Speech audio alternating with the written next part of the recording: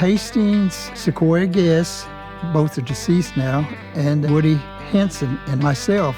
We would go and travel and do presentations with him, and Hastings used to call it everything you want to know about Cherokees but was afraid to ask.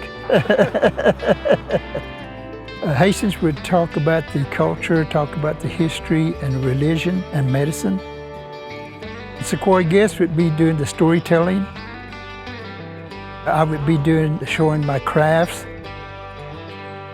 Woody would bring his snakes and talk about the safety of handling snakes or what to watch for when they're out in the woods. Every time we went on a trip, he would always put in a CCR CD. He always loved listening to Creedence Clearwater Revival.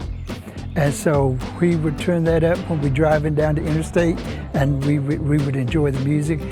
And then one day we're coming back and we're driving down Interstate 40, and Hastings driving, of course, he says, we need to call a group something. So we thought about that. He goes, what about Turtle Island? I'm like, yeah, that'd be good.